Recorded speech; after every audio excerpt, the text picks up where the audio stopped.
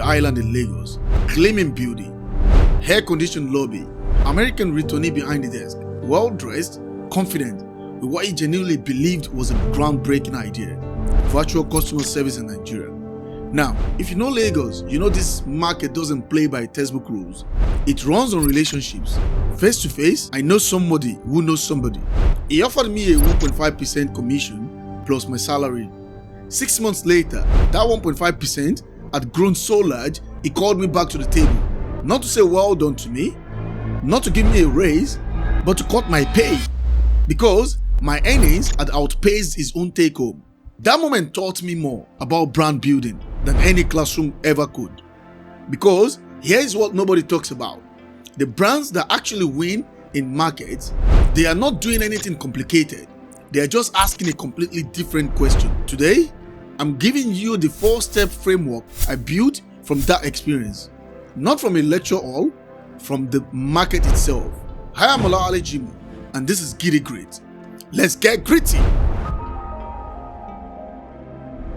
Most brands, when they try to reach different types of people, make the same mistake. They build one message and blast it everywhere. One tone, one campaign, one language. And then they wonder why it only lands with only one type of person. Or they go to the other direction. They create separate campaigns for each audience and everything starts to feel inconsistent. Like the brand is wearing different marks for different rooms.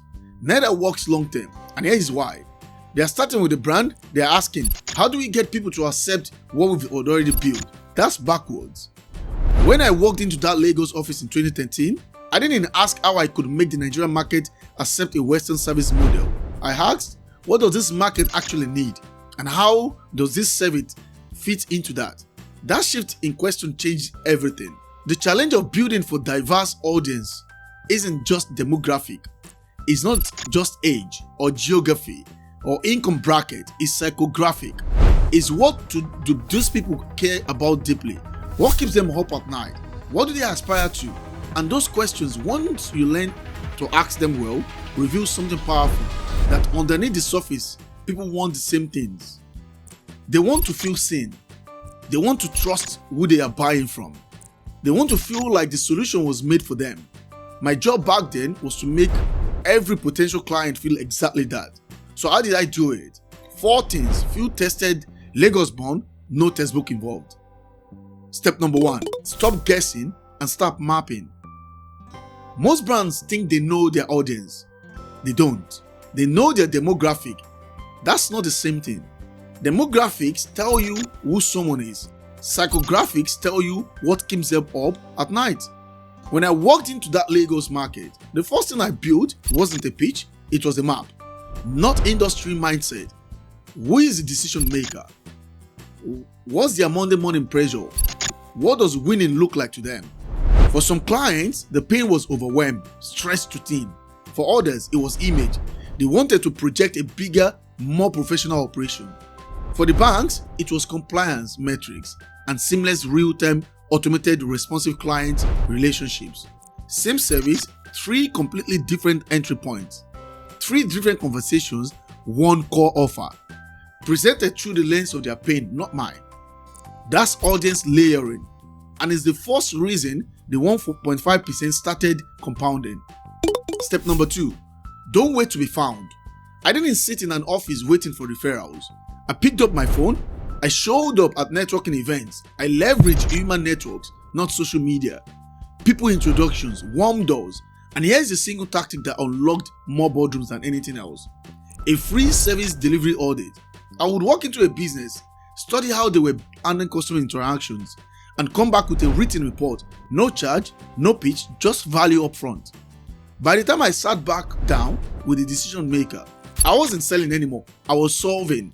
I already knew their blind spots, and I had a solution ready. That's not sales, that's trust building. And trust is the only currency that converts across every culture, every market, every audience. Look, if this is resonating with you, hit the like right now. Not just for me, because it tells YouTube this kind of content is worth showing to more people. And more people mean more of this kind of conversation, alright? Step 3, let's get into it. Let their story become your brand. Here's what most brands get wrong. They spend years perfecting a logo, a tagline, a color palette, and then wonder why it doesn't land with a new audience. Because a brand isn't what you say about yourself, it's what your clients say about you when you're not in the room. Every result we generated, every client who said this changed our approach, that became the brand. Real stories in language that other Lagos business owners could hear, recognize, and trust. Social proof isn't a marketing tactic. For diverse audience, it's a signal of belonging. It says someone like you already took the step. And here is something I've never fully unpacked on this channel. The strategy worked so well that our clients started trying to recruit me. Senior marketers, calls offering to build entire divisions with me leading them. I turned every one of them down, of course, but that moment told me everything. We weren't selling a service anymore. We were demonstrating a model that people wanted to own a piece of. Step number 4, build the feedback loop or die rigid. Not everything I tried worked the first time. I must be honest with you. Month 3, I'm pitching virtual customer service to a microfinance bank. Presentation was clean, numbers were solid, product was genuinely good. They didn't move. So I went back and asked one question. What would need to be true for you to say yes? The answer stopped me. They didn't doubt the product, they doubted the people behind it. A new face, a new concept, an American returning brand with zero track record in Nigerian financial services. The risk wasn't operational, it was reputational. So I changed the pitch entirely. Stopped leading with the product features, started leading with a reference client. Someone they already knew, already trusted, who had already said yes. Same product, different question, different entry point. That bank became a client 3 weeks later. Here's what that taught me. The market will always tell you what's wrong with your approach, but only if you're quiet enough to listen. You test, you listen, you refine. You do not fall in love with version 1. Version 1 is a hypothesis. The market is your research lab. Rigidity is the enemy of reach.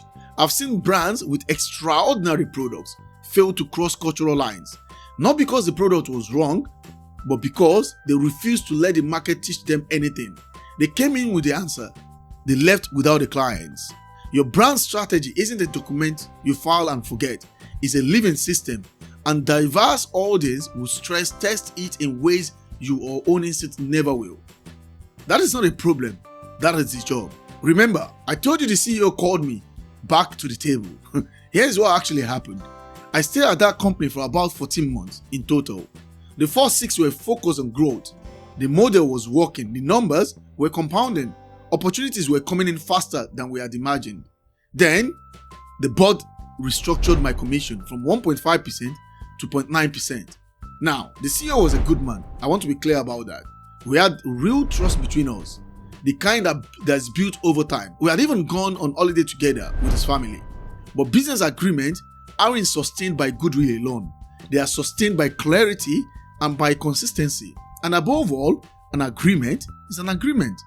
The value I was delivering hadn't changed. The performance was the same. Only the willingness to honor the original arrangement had shifted. So I left. It was a decision he later told one of our mutuals he regretted. But here is what I need you to understand. I'm not sharing this story to make a point about loyalty or money or knowing when to walk away from a table. I'm sharing it because it taught me a lesson that shaped every brand strategy I've built since then. It crystallized the most important principle I've ever applied to brand strategy, and I've never found an exception to it. A brand, whether it's a company brand, a personal brand, or a service brand, only sustains when it's built on genuine value exchange, not on marketing spend, not on distribution scale, not on positioning statements, on genuine value exchange. The moment the exchange becomes imbalanced, trust erodes, quietly at first, then all at once. And eroded trust is the one thing no marketing campaign can fix. Whether you are building for young entrepreneurs in Yaba, Lagos, or senior executives in Joburg, or diaspora founders in London, the principle is the same. Give real value. That is what builds loyalty across cultures and continents. Not clever copy, not the right color palette, not a perfectly designed logo. Because trust is not a universal feeling. People experience it differently, they earn it differently, they test for it differently across cultures. But the conditions that build trust, those are universal. Deliver what you say you will. Honor your commitments. Make your audience feel that choosing you was the right call. Not once. Be consistent in delivering real value.